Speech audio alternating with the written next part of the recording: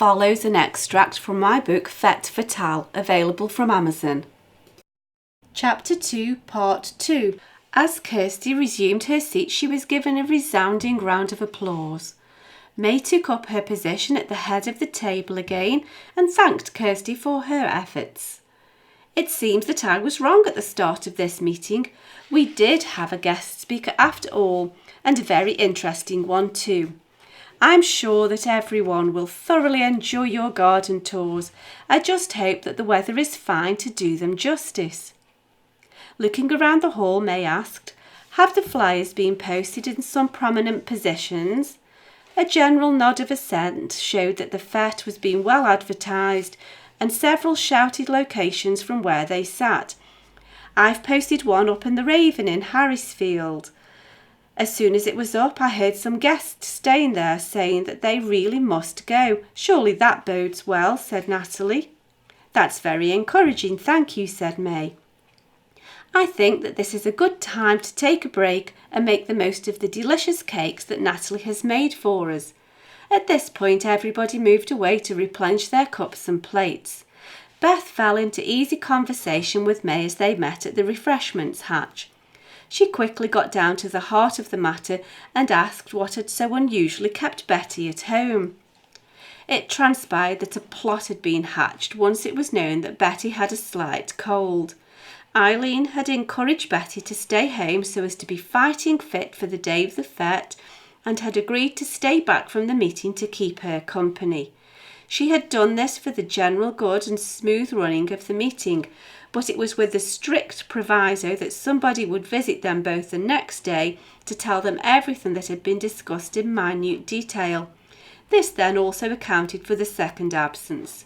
In acknowledgement of the generous sacrifice made by Eileen and genuine good wishes for Betty, May explained that she would be meeting them both at Betty's house tomorrow lunchtime. It has also been preordained that Eileen could take her pick of duties and that a suitable responsibility be given to Betty. It was important that she felt valued and useful, but wouldn't be exhausted beyond her measure.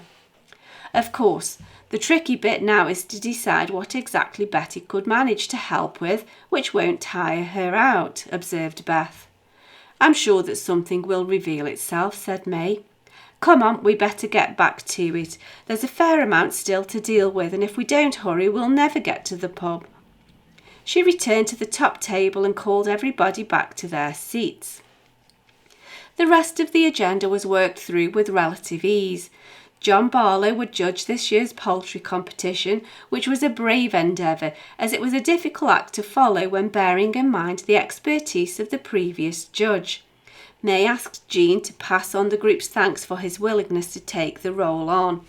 Beth and Emma were officially allocated to organise and supervise the cakes and preserves stall, and they asked for donations to be submitted.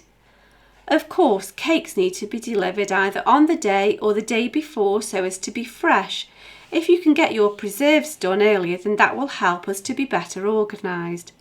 We can either store them here at the hall or you can bring them to my house. Please clearly mark any submissions that are to be considered for the competition, said Beth. "I've brought my jam with me tonight," said Jean.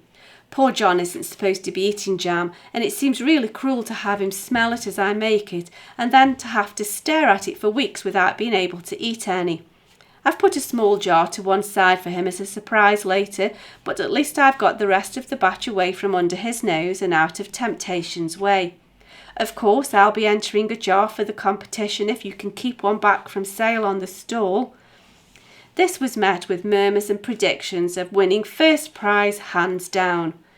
Natalie projected a stage whisper and hissed quite audibly, "I think what we have here, ladies, is a bad case of premature adjudication." At this point, the meeting collapsed into hoots of raucous laughter, and it was some minutes before May could gather either herself or the meeting back to attention.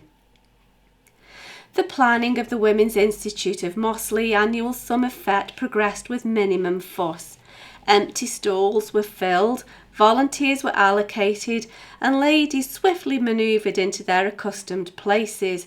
A pooling of donations of crafts, edibles and raffle items was promised over the ensuing weeks. The meeting closed with the first verse of the national anthem, and then the ladies either made their way home or to the Badger. Over the next days and weeks, the village of Mossleigh became a hive of industry as bumper batches of jams, curds and chutneys bubbled in vats. Knitting needles clicked, sewing machines whirred, and the backs of cupboards were scoured for bric-a-brac and raffle items. Day by day, the date of the fête drew nearer, and the residents gradually began to get to bed on time again. For the full book of Fête Fatale, available in paperback or as an ebook, follow the link in the cards in the description box or find details on my website at sharonbill.com. Thanks for listening.